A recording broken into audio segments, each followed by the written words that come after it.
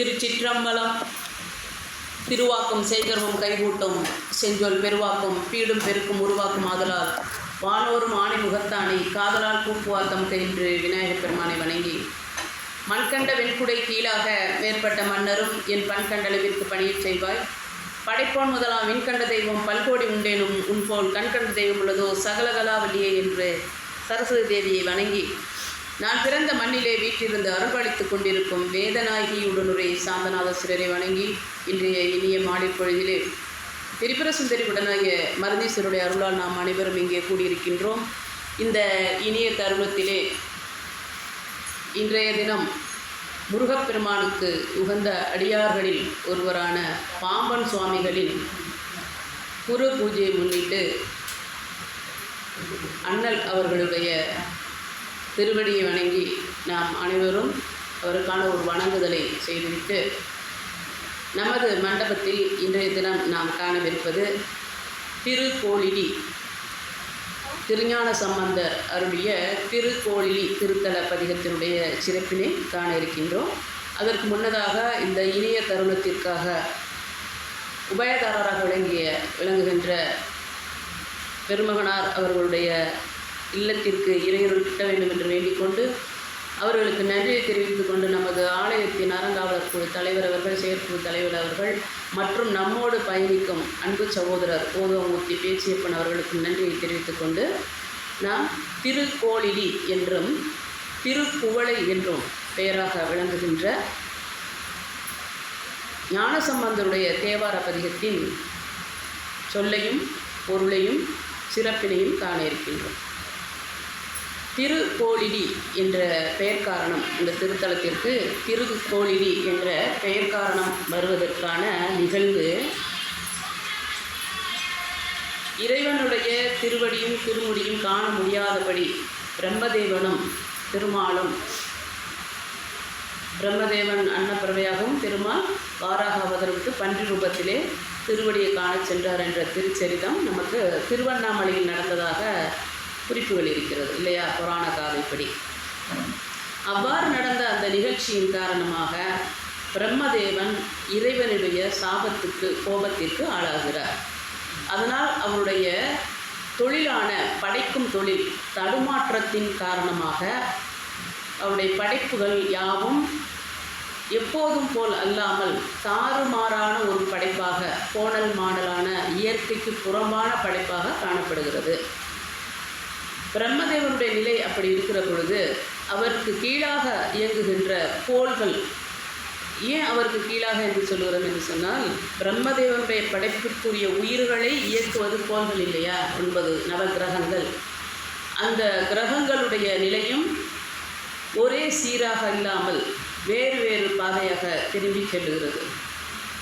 அப்படி சென்றதன் காரணமாக அந்த உயிர்கள் யாவும் ஒருங்கே தன்னுடைய இயல்புக்குரிய நிலையிலிருந்து மாறும்படியாக இருப்பதனால் பிரம்மதேவன் தடுமாற்றம் அடைகிறான். அதற்கான காரணத்தை அறிந்து இறைவனை சிவபெருமானை வணங்கி அதற்கான விமோச்சனத்தை பெரும் பொருட்டாக இந்த திருக்கோளிலிக்கு சென்று பிரம்மதேவன் சிவபெருமானை வணங்கி விமோச்சனம் அடைந்த திருத்தலம் திருக்கோளிலி.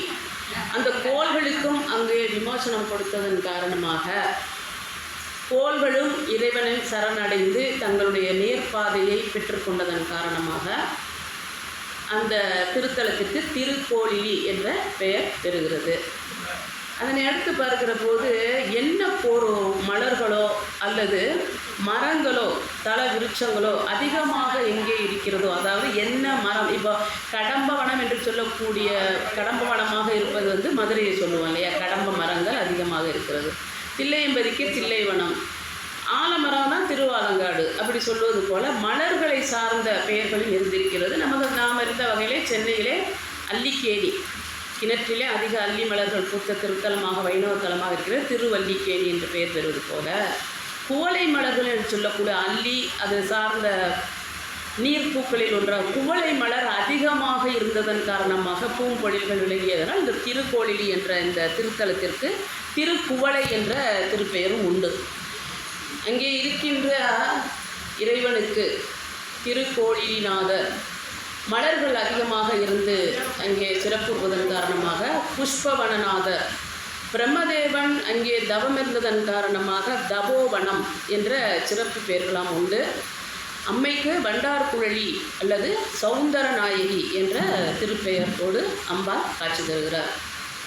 முருகப்பெருமானுக்கும் அங்கே சிறப்புடைய ஒரு சந்நிதியாக விளங்குகிறது இந்த திருக்கோளிலி.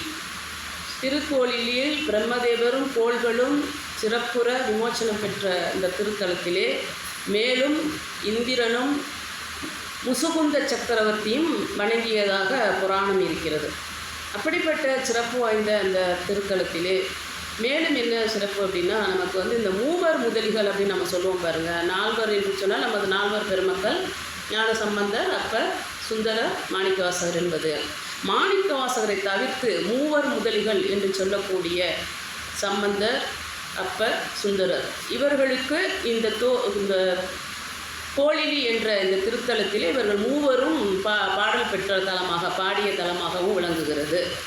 அப்படி பாடிய தலத்திலே சுந்தரருக்கு எவ்வாறு சிறப்புற ஒரு தலமாக விளங்குகிறது என்று சொன்னால், அவருக்கென்று அவர் மேல் அன்பு வைத்து குண்டையூர் கிழவர் என்ற ஒரு நிலச்சுவான்தார் அதிகப்படியான விளைச்சலுக்குரிய நெல் மணிகளை வருடா வருடம் சுந்தரருக்கு கொடுப்பதாக ஒரு வழக்கம் இருந்திருக்கிறது. அது குவிந்து கிடந்த பொழுதும் அதை எடுத்து சென்று அவர் சுந்தரிடம் கொடுப்பதற்கான ஆட்கள் இல்லாமல் சுந்தரர் தவிக்கின்ற பொழுது இந்த கோளிலி என்று சொல்லக்கூடிய திருக்குவளை ஐயனிடம் சென்று அதிகம் பாடியதன் காரணமாக குண்டையூர் கிழவன் கொடுத்த அந்த நெல்மணிகள் யாவும் திருவாரூருக்கு அனுப்பி வைக்கப்பட்டது என்றும், அதன் பிறகு அவர் எல்லோருக்குமாக பிரித்து கொடுத்தார். யார்? பறவை நாச்சியார் பிரித்து கொடுத்தார் என்ற திருச்சரிதம் இருக்கிறது. அதனால் சுந்தரர் பாடிய திருத்தலமாக விளங்குகிறது. அப்பரும் இந்த திருத்தலத்தில் பாடிய மூவர் முதலிகளினால் பாடப்பட்ட திருத்தலம் என்பதில் சிறப்புறுகிறது. இப்படிப்பட்ட இந்த திருத்தலத்திற்கு மேலும் சிறப்பு என்னென்னா, சப்தவிட தலங்கள் என்று சொல்லக்கூடிய தலங்களில் இது ஒரு தலமாக விளங்குகிறது. இங்கே இறைவன் ஊழிநாதர் என்ற பெயரோடும் விளங்குகின்றார். அவர் நடனம் ஆடுகின்ற நடனம் 108 முறை சிவபெருமான் ஆடியிருக்கிறார் என்று நாம் அறிந்த ஒரு செயல்.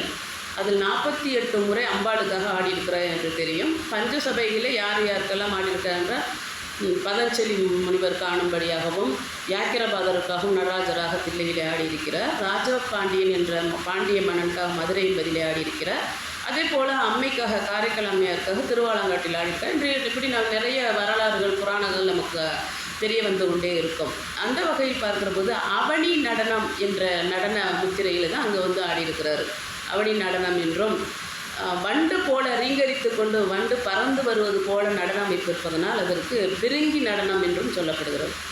அவனி விடங்கர் என்று சொன்னால், இந்த டங்கம் என்றால் உளி என்றும், உளியால் பொழியப்படாத சிலாரூபம் எல்லாம் விடங்கம் என்றும் சொல்லப்படும். அந்த வகையிலே இது அவனி விடங்கர் என்றும், அதாவது அவனி என்றால் உலகம் என்று ஒரு பொருள் இருக்கிறது இல்லையா, அந்த உலகம் அழியும் பொருட்டு ஊழி காலத்தில் நடனம் ஆடியதனால அவனி விடங்கர் என்றும், அங்கே வண்டு போல ரீங்கரித்து அதாவது வண்டு ரீங்கரித்து வருவது போன்ற ஒரு நடன அமைப்பை வளைந்து கொடுத்ததன் காரணமாக அதற்கு பிரிங்கி நடன திருத்தலம் என்றும் அழைக்கப்படுகிறது. இப்படியாக சிறப்புகள் பெற்ற இந்த திருத்தலத்திலே திருவாரூருக்கு சென்ற திருஞான சம்பந்தர் தமது பயணத்தின் 4வது பயணமாக திருவாரூருக்கு சென்று பின் திரும்பி வருகின்ற சமயத்திலே இங்கே திருக்கோளிலிக்கு சென்றிருக்கிறார். இதனை நமக்கு சேக்கிழார் தன்னுடைய பெரிய புராணத்தில் அழகாக குறிப்பிட்டிருக்கிறாரு. எந்த இடத்திலிருந்து பிள்ளைப்பாதி பிராணம் பாரதி என்று சொல்லக்கூடிய அளவிலே ஞானசம்பந்தருடைய பாடல் எங்கே துவங்குகிறதோ சேக்கிழார் புராணத்திலே, பெரிய புராணத்திலே, அதில் 515வது பாடலில் இதுபோல திருக்கோளிலிக்கு சென்று திரும்பி திருவாரூர் அடைந்த பிரான் என்று ஞானசம்பந்தரை சேக்கிழார் குறிப்பிட்டிருக்கிறாரு. அதே போல திருத்தொண்டர் தொகையில் நமக்கு சுந்தரர் எல்லாரையும் சொல்வது போலவே நமக்கு ஞானசம்பந்தரை பற்றிய சிறப்பை சொல்லியிருக்கின்றார். அதே போல் தில்லையை பற்றி பாடுகிற பொழுதும் ஞானசம்பந்தரை பற்றி தில்லையம்பதியை பற்றிய பதிகங்களில் எல்லாம் அப்பர் பாடியிருக்கின்றார்.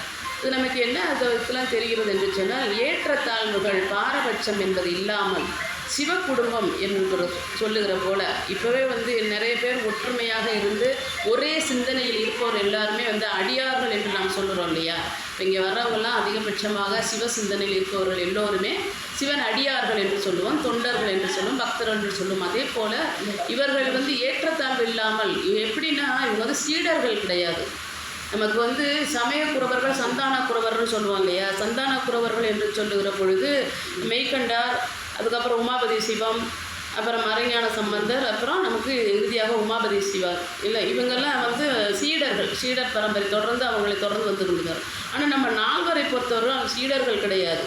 ஒரு அடுத்தடுத்த காலகட்டத்தில் வயது வித்தியாசம் அதிகம் இருக்கும். நம்ம பார்த்துருக்கோம் இல்லையா.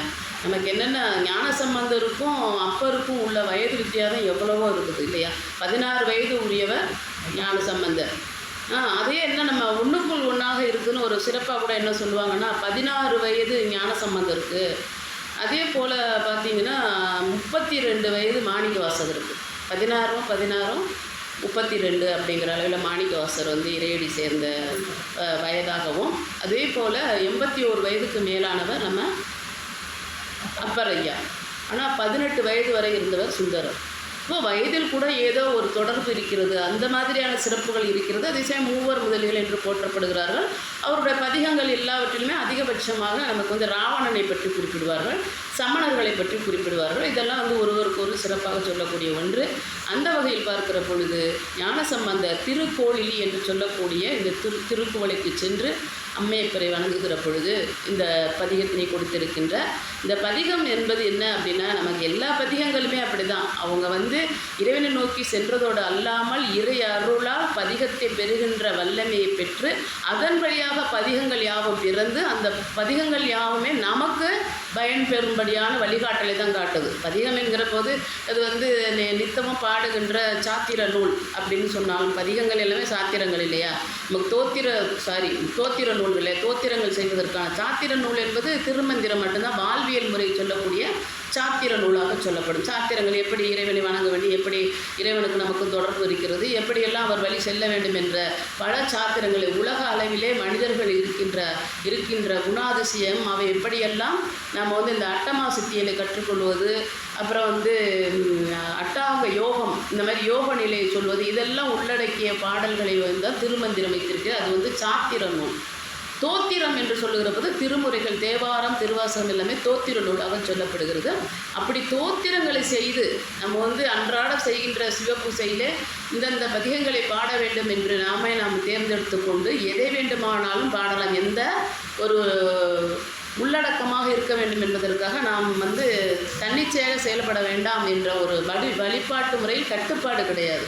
இப்போ எல்லாருமே வந்து திருவாசகம் வீட்டில் ஓதுறது நியமமாக எடுத்துக்கொண்டாலும் கூட எல்லோருமே வந்து எல்லா பதிகத்திலையும் பாட மாட்டோம் இல்லையா. இறைவனுக்கு முன்னாடி இருந்து அமர்ந்து நமக்கு என்ன தேவைப்படுகிறதோ, நம் மனதிற்கு என்ன தேவைப்படுகிறதோ அதுதான் நம்ம வந்து சிவபுராணம் எல்லாருமே பாட பொதுவாக எல்லார் வீடுமே ஓதக்கூடிய ஒரு திருவாசகம் வந்து எல்லார் வீட்லேயும் ஓதணும். அன்றாடம் நம்ம வந்து ஓதணும் அப்படிங்கிறது தான் வந்து நம்மளுடைய சைவர்களுடைய முக்கிய இயல்பு பண்பாக இருக்க வேண்டிய ஒன்று. சிவபுராணம் கண்டிப்பாக படிக்கணும் அப்படின்றது. ஏன்னு கேட்டால் அதான் ஐயனை நோக்கி செல்லக்கூடிய வழியை காட்டுகிறது இல்லையா. மற்றவை எல்லாமே நான் பல முறை சொல்லியிருக்கேன். வாழ்க்கையில் வந்து நம்ம என்னென்னவெல்லாம் தேவையோ, என்னென்னவெல்லாம் நமக்கு வந்து இன்னல் தருகிறதோ அவற்றையெல்லாம் களையும் பொருட்டாக சொல்லக்கூடியது அந்த திருமுறைகள் என்று சொல்லக்கூடிய தேவார பாடல்கள் எல்லாமே. அந்த வகையில் பார்க்குற போது இதைத்தான் பாட வேண்டும், பாடக்கூடாது என்ற இது நிர்ணயம் கிடையாது. நமக்கு என்ன தேவை, கல்விக்கு என்ன வேணும், குழந்தைக்கு என்ன வேணும், திருமணத்திற்கு என்ன வேணும், எல்லா பதிகங்களையும் அவங்க பாடி வச்சுருக்குறாங்க. அதனால் நம்ம என்ன கேட்குறோம் அப்படிமோ அதை வந்து இறைவனிடத்தில் பாடுகிற போது நம்பிக்கையுடன் இறைவன் முன் நாம் வந்து சமர்ப்பிக்கிற பொழுது நிச்சயமாக அதற்கான பலன் கிட்டும் என்பதுதான் திண்ணம். இந்த பதிகத்தை பொறுத்த வரைக்கும் திருக்கோளிலி என்று சொல்லக்கூடிய திருக்குவளையில் பாடப்பட்ட இந்த பதிகத்தை பொறுத்த வரைக்கும் முதலில் வந்து என்ன அப்படின்னா ஒரு 4-5 பாடல்கள் வரைக்குமே வந்து இறைவனுடைய சிறப்பை பற்றி சொல்லியிருப்பார்.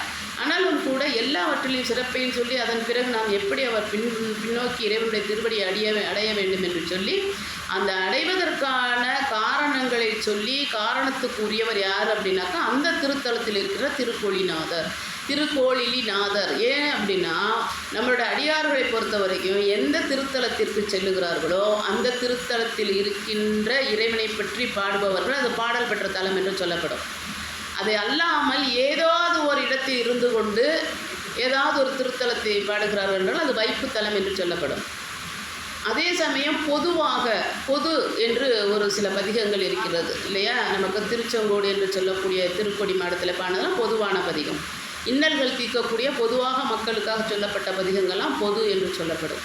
இங்கே இருக்கின்ற திருக்கோளிலி பதிகம் என்பது இறைவனுடைய சிறப்பை சொல்வதோடு யாரை வணங்கினால் நமக்கு முக்தி கிடைக்கும் என்ற வழிகாட்டலை உறுதியாக சொல்லக்கூடிய பதிகமாக இது விளங்குகிறது. ஏன்னா ஒரு இடத்தை சொல்லி சில இடத்துல பார்த்தீங்க அப்படின்னா நாவுக்கரசரையாக இருக்கட்டும் எல்லா அடியார்களுமே என்ன பண்ணியிருப்பாங்க, எந்த திருத்தலத்தில் இருக்காங்களோ அதை இன்னொரு சிறப்பை சொல்லி அங்கே இருக்க நாதர் தான் இங்கே அருள் புரிகிறாருன்னு சொல்லுவாங்க இல்லையா. திருப்பெருந்துறையில் இருந்து கொண்டு திருவாரூரை பாடியிருப்பார் மாணிக்கவாசகர், உத்தரகோசம் மங்கையிலிருந்து தில்லையை பாடியிருப்பார். அது மாதிரிலாம் ஒரு இடத்தில் இருந்து கொண்டும் அவங்களுக்கு என்ன அந்த நேரத்தில் இறைவன் உணர்த்துகிறாரோ அந்த சிறப்பினை இங்கே சொல்லக்கூடிய வல்லமை பெற்றவர்களாக இருந்திருக்கிறார்கள். நாம் பாருங்கள், பதிகங்களை புத்தகத்தை பார்த்து கொண்டு நூலை எடுத்து படிப்பதே ஒரு சிறப்பு. பொருள் புரிந்து அதனால தான் பொருள் புரிந்து பாடுபவருக்கெல்லாம் அருள் புரிய வேண்டும் என்று மாணிக்கவாசகர் சொல்லியிருக்கிறார் திருவாசகத்தில். நாம் எதை ஆச்சரியப்படணும்னா தினந்தோறும் எடுத்து படித்து அதை மனனம் செய்து கொண்டு இறைவன் முன் பாடுவதற்குள்ள அந்த வல்லமையை நமக்கு தர வேண்டும் என்று நாம் நினைத்தாலும் கூட ஒரு திருத்தலங்கள் அதுதான் ஆச்சரியமாக இருக்குங்க. எனக்கு தனிப்பட்ட முறையில் ஒரு திருத்தலத்திற்கும் சென்று இறையருளை பெற்று இறைவனுடைய தரிசனத்தை கண்டு அவருடைய திருக்காட்சியை கண்ட பிறகு அதே இடத்துல இருந்து எவ்வளோ புகழை பாடியிருக்காங்க பாருங்கள், எத்தனை ஆயிரம் பாடல்களை பாடியிருக்கிறாங்க, எவ்வளோ வல்லமை. இந்த வல்லமையில் யாரிடமிருந்து கிடைத்தது என்றால் இறைவனிடமிருந்து அவர்கள் கிடைத்ததுனால தான் அவர்கள் அடியார்கள் என்று போற்றப்படுகிறார்கள். மேலும் என்ன சிறப்பு அப்படின்னா, இப்போ நம்ம கோவில் உள்ளற எல்லா பெரிய திருத்தலங்களும் நம்ம பார்க்குறோம் இந்த 63 சிலாரூபம். ஏன் சிலாரூபம் 63 சிலாரூபமும் யார் யாரும் நம்ம பக்கத்தில் போய் பார்க்குறப்ப தெரியும், அந்த அவங்களுடைய பெயர்கள் எழுதப்பட்டிருக்கும்.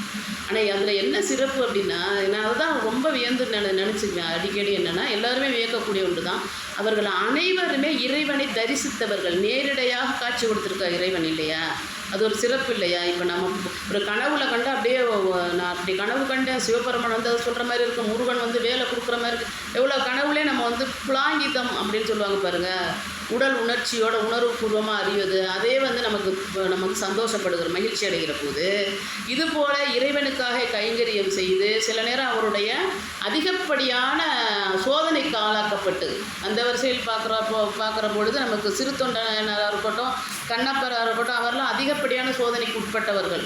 அதுபோல் அல்லாமல் கூட அன்னம்பாளிப்பு செய்தே மலர்களை இறைவனுக்கு அர்ப்பணித்து முருகநாயனர்லாம் மலர் தொடுத்து 6 கால பூஜைக்கும் அர்ப்பணித்தவர். அதன் மூலமாகவே அவர் இறையடி சேர்ந்து முக்தி பெற்றிருக்கிறார். அதே போல் பசுபதி நாயனார் என்ன பண்ணுறாரு, அவர் இறைவனுடைய திருநாமத்தை சொல்லியே அவர் முக்தி பெற்றிருக்கிறார். அதுபோல் விளக்கு எரித்து விளக்குக்கு எண்ணெய் ஊற்றி அந்த திரு கைங்கரியம், அதனால தான் சின்ன சின்ன கைங்கரியம் கூட நமக்கு புண்ணியத்தை தரும் என்று கோயிலை சுற்றி வருகிறோம் நாம் இல்லையா. உழவார பணியாக இருக்கட்டும், விளக்கு ஏற்றுவது, அப்புறம் இந்த திருநீர் மடித்து கொடுப்பது, வரிசையை ஒழுங்குபடுத்துவதெல்லாம் ஒரு பணி தான், நமக்கு இறைப்பணி தான், சிவப்புண்ணியம். அதுதான் இறைப்பணி செய்வதெல்லாம் சிவப்புண்ணியம். நம்ம எவ்வளவு எத்தனை பிறவிகளாக செய்த பாவங்களும் தீர்க்கப்பட வேண்டும் என்றால் அதிகப்படியான இது போல கைங்கரியங்களை செய்து கொண்டே வர வேண்டும். அப்படி செய்தவர்களில் முதன்மையானவர்களாக முக்கியமானவர்களாக நாயன்மார்களாக விளங்குகிறார்கள். அதனால் இறைப்பணி என்பது ஏதாவது ஒரு இடத்தில் என்னோடய பேராசிரியர் தான் சொல்லுவார், நீங்கள் யாதொரு தெய்வம் காண்டினும் அங்கே மாதொரு பாகனை நிற்பான் அப்படின்னு நான் அடிக்கடி நான் சொல்லிகிட்டே இருக்கேன். எந்த தெய்வமாக இருக்கட்டும் அது நமக்கு அருள் புரிகிறது என்று சொன்னால், குலதெய்வம் உட்பட நமக்கு அருள் புரிகிறது என்று சொன்னால் இறைவனுடைய ஆணைப்படி தான் அது நம்ம செயல்படும். இறைவன் ஆணையிடணும், இவங்களுக்கு நீ குலதெய்வமாக விளங்க வேண்டும் என்று. நமது முன்னோர்கள் தான் குலதெய்வம். நான் நிறைய தடவை அதில் பகிர்ந்திருக்கேன் உங்ககிட்ட.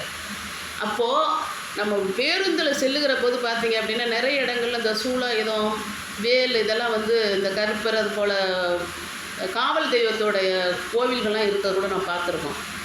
யாருக்கோ இருக்கின்ற கோயில் தானே என்று நாம் அலட்சியப்படுத்த வேண்டியது கிடையாது. என்னுடைய பேராசிரியர் எங்களுக்கு போட்டியது தான்.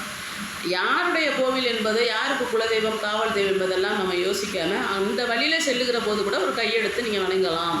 பேருந்தில் செல்லும் போது கூட ஒரு வணக்கம் செய்யலாம், ஒரு வணங்குதல் செய்யலாம், அது எந்த தெய்வமாக இருந்தாலும். ஏன் அப்படின்னா, ஏதாவது ஒரு துன்ப நேரத்தில் உன்னை கையெடுத்து வணங்கிய ஒரு ஆத்மா என்று இறைவன் அந்த தெய்வத்திடம் ஆணையிட்டு போய் உதவி பண்ணும்படியாக அருள் புரியும்படியாக ஆணையிடுவார் என்று ஒரு சாஸ்திரம் இருப்பதாக சொல்லுவார்.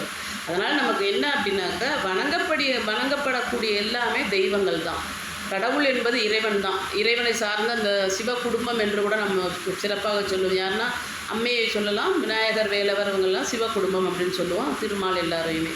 ஆனால் கடவுளர்கள் என்பதை தவிர்த்து பார்க்குற போது இந்த மாணிக்கவாசகர் சொல்லும்போது சிறு தெய்வங்கள் சிறு தெய்வங்களுடைய ஆட்சியும் சிறு தெய்வங்களுடைய அருளும் நமக்கு கிடைக்கணும் அப்படின்னா அதற்கும் முதன்மையாக விளங்கக்கூடிய சிவபெருமான்.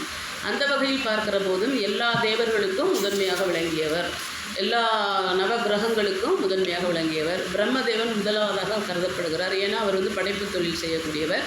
அவருக்கும் சாப விமோச்சனம் தந்த திருத்தலமாகவும், அவரை பின்பற்றி சென்ற கோள்களும் தடுமாறி சுழன்று வந்த பிறகு நேர்கோட்டிற்கு வருவதற்காக எல்லா கோள்களுமே அங்கே பார்த்தீங்கன்னா திருக்கோளிலி திருத்தலத்திலே தெற்கு நோக்கி ஒரே வரிசையில் இருப்பதாக சொல்லுவார்கள்.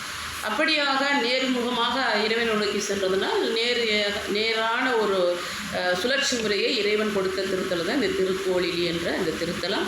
இது முன்னதே நான் சொன்னது போல குவளை மலர்கள் என்று சொல்லக்கூடிய அல்லி வகை சார்ந்த மலர்கள் அதிகமாக இருந்ததால் திருக்குவளை என்றும் சொல்லப்படுகிறது. திருவாரூருக்கே அருகே இருக்கின்ற திருத்தலம். இதனை ஒட்டிய திருத்தலமாக விளங்குவது எட்டுக்குடி முருகன் கோவில் இருக்கும். அப்புறம் வந்து நமக்கு திருக்குவளை என்பது தான் இங்கே முதன்மையாக இப்போதைக்கு வந்து பார்த்திங்கன்னா எல்லாருக்குமே திருக்குவளை என்று சொன்னால் தான் தெரியும். திருக்கோளிலி என்பது புராண கால பெயராக கருதப்படுகிறது. இப்படியாக பக்கத்தில் இருக்கிற திருத்தலங்களும் சிறப்பு வாய்ந்ததாக காணப்படுகிறது. சப்தவிட தலங்களில் ஒன்றாக விளங்குகிறது. முசுகுந்த சக்கரவர்த்தி வந்து வணங்கிய திருத்தலமாக விளங்குகிறது. அதனை பற்றிய சிறப்பினை ஞானசம்பந்தர் எப்படி இறைவனை நோக்கி பாடியிருக்கிறார் என்பதை தான் நம்ம இப்போ பார்க்க போகிறோம். இறைவன் கோளிலி நாதர், அம்மை பெயர் வந்து வண்டார் குழலி அம்மை இல்லையா?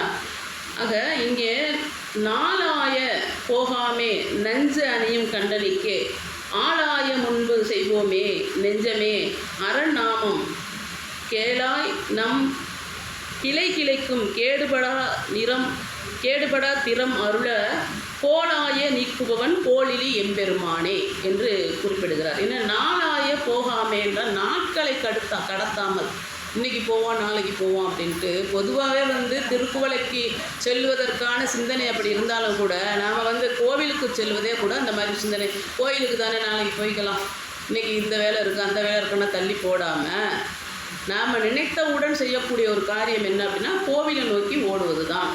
ஆக நாளாய போகாமே நஞ்சனையும் கண்டனிக்கே ஆளாய அன்பு செய்து பட நெஞ்சே அறநாமமே கேளாய் நம் கிளை கிளைக்கும் கேடு வராதபடி அப்படின்னு சொல்கிறார். என்னென்னா நாம் போகிற புண்ணியமானது நம்முடைய சந்ததியருக்கும் வரும் அப்படிங்கிறது தான் இங்கே குறிப்பிட. கிளை கிளைக்கும் என்றால் நம்முடைய உற்றார் உறவினர்களுக்கும் சேர்ந்த புண்ணியம் கிடைக்கும். எங்கே அப்படின்னாக்கா அந்த கோளிலிநாதர் திருத்தலத்துக்கு சென்று சிவபெருமானை வணங்குகிற பொழுது அப்படியான சிறப்பு நமக்கு கிடைக்கும். அப்படின்னு நேரடியாக பார்க்குற போது கிளை கிளைக்கும் என்று சொல்கிற போது வம்சாவளியினர் அல்லது பாரம்பரையினர் அப்படிலாம் சொல்கிறது ஒரு புறம் இருந்தாலும் கூட நம்ம எந்தெந்த பிறவியிலெல்லாம் யார் யாரை பெற்றோராக பெற்றோம், யார் உறவினர்களாக பெற்றோம், யாரை குழந்தைகளாக பெற்றோம் என்பதெல்லாம் நமக்கு தெரியாது. அப்படிப்பட்டவர்கள் செய்த பாவங்களுக்கும் உரிய விமோச்சனம் எங்கே கிடைக்கும் அப்படின்னாக்கா திருக்கோளிலில் கிடைக்கும். ஏன்னா ஒரு பிறவியில் வந்து அப்பா அம்மா நல்லா வளர்ப்பாங்க, குழந்தை வந்து பெற்ற பிள்ளை வந்து சரியான வழியில் சென்றிருக்காது. சில இடத்துல பார்த்திங்கன்னா பிள்ளை நல்லா இருக்கும், பெற்றவர் இருக்க மாட்டால் உடன் பிறந்தவர், இப்படி மாறுபட்ட ஒரு வாழ்க்கையில் வந்து பிறவிகளை தான் உழன்று கொண்டு வருகிறோம். ஆக இந்த பிறவியில் செய்தது மட்டுமல்லாமல் இந்த பிறவியில் கிடைத்திருக்கின்ற உற்றார் உறவினர் உடன் பிறந்தோரை அல்லாமல் நாம் எந்தெந்த பிறவியெல்லாம் உறவுகளாக பெற்றோராக பெற்றோமோ அனைவருக்கும் உரிய விமோச்சனத்தை தரக்கூடியது இந்த திருக்கோளிலி என்று சொல்லக்கூடிய திருத்தலத்திலிருந்து அருள்பாலிக்கின்ற சிவபெருமான் என்பதையும், அதனால் நீங்கள் நாட்களை கடத்தாமல் சென்று வழிபட வேண்டும் என்பதையும் ஞானசம்பந்தர் உரைக்கின்றார். அடுத்த பாடலை பார்க்கிற பொழுது ஆடு அறவத்து அழகு ஆசை அணி கேளல் கெம்பு அழித்த தோடு அறவத்து ஒரு காதன் துணை மனிதம் கேளடி சேவடிக்கே பாடு அறவத்து இசை பயின்று பணிந்து எழுவார்தம் மனத்தில் கோடரவம் நீக்குபவன் கோளிலி எம்பெருமானே. இங்கே வந்து எப்படின்னா நமக்கு வந்து இந்த பக்தி இலக்கியம் என்று சொன்னாலே நமக்கு வந்து தமிழினுடைய சிறப்பை எடுத்து சொல்லக்கூடிய நூல்கள் எல்லாமே இலக்கியம் என்று சொல்லப்படும். இலக்கியத்திற்கு இலக்கணம் என்று சொல்லப்படுவது இது இப்படி தான் இருக்க வேண்டும் என்று ஒரு நிர்ணயத்தில் தான் தமிழை உள்ளடக்கி வைத்திருப்பார்கள் என்பது நாம் அறிந்த ஒன்று. இலக்கியம் என்று சொன்னால் இலக்கியத்தின் இலக்கணமே என்ன அப்படின்னா இலக்கணம் என்பது அதுக்கு கிடையாது, இலக்கியம் என்பதற்கு இலக்கம் என்பதே கிடையாது. ஏன்னா இந்த கவிஞர்கள் புலவர்கள்லாம் அதிகமாக வந்து அவர்கள் பாடிய படம் இலக்கியத்தில் கொண்டு செல்லப்படும். ஏன் அப்படின்னா அது வந்து ஒரு வரைமுறைக்குள் இருக்க கட்டமைப்புக்குள் சொற்களோ பொருளோ வராது.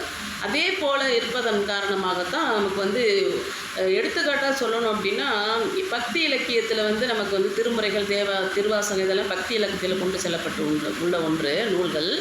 அதே சமயம் மாணிக்கவாசகர் ஒரு இதில் சொல்லியிருப்பார், எப்படின்னா இறைவனுடைய திருச்சடாமுடியிலிருந்து ஒளி தருகின்ற நிலவானது, மதி என்று சொல்லக்கூடிய சந்திரனானது எப்படி இருக்கிறது என்று சொன்னால், அவருடைய திருச்சடாமுடியிலிருந்து வழிகின்ற கங்கையில் மிதக்கின்ற படகு போல இருக்கிறது அப்படின்னு சொல்லியிருக்கிறார். நம்ம உத்தரகோசமங்கை பதிகத்தில் அந்த வரிகள்லாம் நம்ம பார்க்கலாம். அதுபோல் இப்போ நம்ம பார்க்குற போது அப்படி தோணுகிறதா? அப்படி இல்லை இல்லையா? ஆனால் இலக்கியத்தில் தமிழின் இலக்கியத்தை கொண்டு அவர்கள் சிறப்பித்து சொல்லப்பட்டது தான் அப்படி. அதே போல் இந்த பதிகத்தில் இந்த 2வது பத்தியில் வந்து என்ன சொல்லியிருக்கிறார் அப்படின்னா, ஞானசம்பந்தர் ஆடு அரவத்து அழகு ஆமை அணி கேளக்கொம்பு ஆர்த்த தோடு அரவத்து, அதாவது 4 வரியிலும் அரவம் அரவம் என்ற சொல்லி அது ஒரு அரவம் என்ற சொல்லுக்கு ஒரு பொருள் தரும்படியான பொருத்தியிருப்பார். அதான் இங்கே இலக்கியமாக பக்தி இலக்கியமாக சொல்லப்படுகிறது. ஆடு அரவம் என்று சொல்கிற போது இறைவனுடைய திருக்கண்டத்திலோ திருமுடியிலேயோ திருக்கரத்திலோ திருக்கழல்களாகவோ நமக்கு வந்து அரவம் என்று சொல்லக்கூடிய நாகத்தை அணிந்திருப்பார். ஆடு அரவம், அது ஆடிக்கொண்டே இருக்கும். ஆடு அரவம் என்று முதல் வரியில் சொல்லி, அழகு ஆமை அணிந்த கெம்பு ஆர்த்த என்று சொன்னால் ஆமையோடைய ஓடினை அவர் வந்து தரித்திருப்பார் இல்லையா? அதே வந்து இங்கே எடுத்து சொல்லி, அதனை அடுத்து தோடு அரவத்து ஒரு காதல் என்று சொன்னால் பாம்படம் என்று சொல்லக்கூடிய தோடுடைய செவியன் அப்படின்னு பாடியிருக்கார் இல்லையா? அப்போ அவருடைய திருச்செவியிலே பாம்படம் என்று சொல்லக்கூடிய நாகாபரணத்தை அணிந்திருப்பார். குலகன் என்று சொல்லுவார்கள் இல்லையா? குலகன் என்று சொல்லுவார்கள். நாககுலகன், குலை என்று சொல்வது தான் சரியான தமிழாக சொல்லப்படும் இந்த பாம்படம் என்பதற்கு. அதை தான் தோடு அரவத்து ஒரு காதன் துணையார்தம் சேவடிக்கே பாடு அரவத்து இசையின் பயின்று பணிந்த எழுவார்தம் மனத்தில் கோடர நீக்குபவன் கோழிலி எம்பெருமான. பாடு அரவத்து என்றால் அரவம் என்று சொன்னால் நாகம் என்று ஒரு பொருள், அதாவது பாம்பு என்பதற்கு அரவம் என்ற ஒரு பொருளும், அரவம் என்று சொன்னால் சப்தம் ஒளி என்ற ஒரு பொருளும் உண்டு. ஆக முதலில் அசைகின்ற நாகத்தினை அணிந்து பிற்பவர் என்று சொல்லி, அடுத்து நாகம் என்று சொல்லக்கூடிய அந்த நாகாபரணம் என்று சொல்லக்கூடிய குழை என்று சொல்லக்கூடிய பாம்படத்தினை காதில் அணிந்தவர் என்று சொல்லி, 3வதாக பாடு அரவத்து இசை என்கிற போது பாடுகின்ற அரவம் என்ற ஒளி, பாட்டின் ஒளி 3வதாக சொல்லியிருப்பது பாட்டின் ஒளியை, அதாவது இறைவனை நோக்கி பாடுகின்ற அந்த பாமாலைகளை அனைத்தையும் பயின்று இசைத்து பாடுகின்ற அனைவரும் இறைவனை பணிந்து எழுவார்தம் மனத்திலெல்லாம் அமர்ந்திருக்கக்கூடியவன். யாரெல்லாம் இன்னிசையோடு இறைவனை நோக்கி பண்ணாக பாடுகிறார்களோ அவர்களுடைய மனத்திலெல்லாம் இறைவன் அமர்ந்து அவர்களுக்கு கருணை புரிவான் என்பதைத்தான் வந்து பாடரவம் என்று சொல்லியிருக்கிறார். 4வதாக சொல்லியிருக்கிற கோடரவன் நீக்குபவன் கோழிலி எம்பெருமானே என்கிறது. கோடு என்று சொன்னால் அதாவது குற்றம் அல்லது குறை என்று சொல்லக்கூடிய கோடரவம். நமக்கு இருக்கின்ற குற்றம் குறைகள் எல்லாம் நீக்கக்கூடியவன் எங்கே இருக்கிறான் என்றால் கோழிலி என்று சொல்லக்கூடிய திருக்கோழிலி என்று சொல்லக்கூடிய திருத்தலத்தில் அமர்ந்து ஆட்சி செய்கின்ற எம்பெருமான் சிவபெருமான் என்று சொல்லி, அடுத்து நன்று நகு நாள் அவரால் நல் இருக்கு மந்திரம் கொண்டு ஒன்றி வழிபாடு செயல் உற்றவன் தம் ஓரிரும் உயிருக்கு மேல் நன்றி கன்றி கரிகாலன் உயிர் கண்டு அவனுக்கு அன்று அரித்தான் கொன்றை மலர் பொன் திகழும் கோழிலி எம்பெருமானே. இந்த பாடலில் என்ன சொல்லியிருக்கிறார் அப்படின்னா, நன்கு நகு நான் மலரா என்றால் மலர்கள் அனைத்தையும் ஒன்றாக கோர்த்து அல்லது என்னது மாலையாக கட்டி அல்லது இறைவனுக்கு எப்படி சாற்ற வேண்டுமோ, திருமுடிக்கு சாற்றுவது எப்படி சாற்ற வேண்டும், திருக்கடலுக்கு எப்படி சாற்ற வேண்டும் என்பதெல்லாம் ஒரு நியமம் இருக்கிறது இல்லையா? அந்த வழியிலேயே மலர்களை சேகரித்து அலங்கரித்து இறைவனுக்கு சூட்டுகின்ற இறைவனுடைய திருநாமத்தினை ரிக் வேதம், அதுதான் இருக்கு வேதம் அப்படின்னு நீங்கள் இருக்கு மந்திரம் அப்படின்றத குறிப்பிட்டிருக்காரு. இருக்கு மந்திரம் என்ற ரிக் வேதம் என்று பொருள். ஏன்னா அந்த காலத்தில் வேத பொருட்களை பாடியவர்கள் இருக்காங்க இல்லையா? ஆதிசைவரான கவுனிய குலத்தில் வந்தவர்கள் வேத விற்பனர்கள் என்றெல்லாம் நம்ம நிறைய இது பார்க்குறோம். இப்போ ஞானசம்பந்தருடைய இது கூட என்னன்னாக்கா வேத விற்பனராக தான் அவங்க தந்தையாக இருந்திருக்கிறார். வேள்வி செய்து வேதங்கள் ஓதக்கூடிய குலத்தில் பிறந்தவர் தான் ஞானசம்பந்தர்.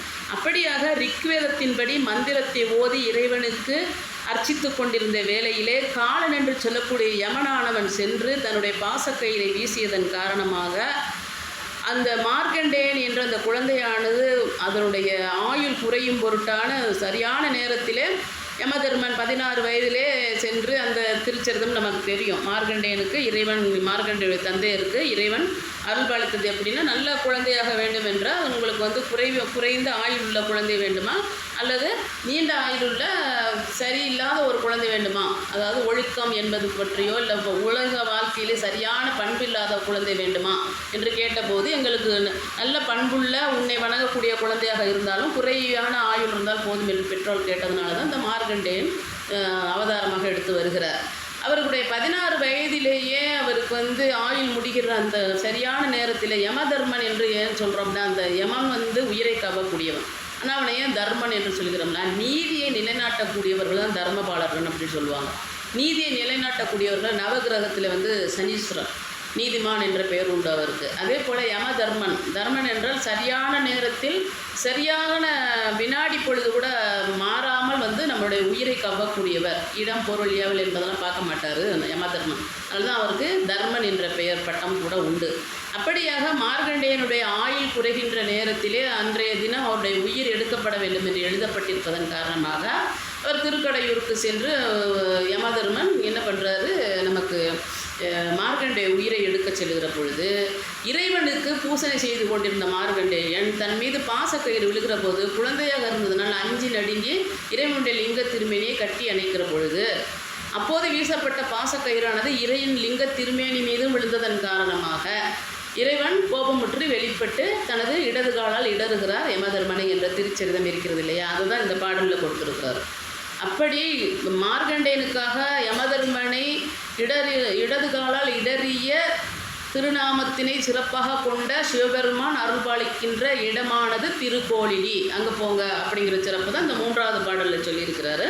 அதனை அடுத்து பார்க்கிற போது, வந்த மண்ணினால் லிங்கம் பண்ணி தன்பால் பாலாட்டும் சிந்தையை செய்வோர்க்கு கர்மம் நேர்ந்த சிதைப்பான் வறுப்புகள் தந்தை தாதை சாடுதும் சண்டீசன் என்ற அருளி கொந்து அணவம் மலர் கொடுத்தான் கோளிலி எம்பெருமானே.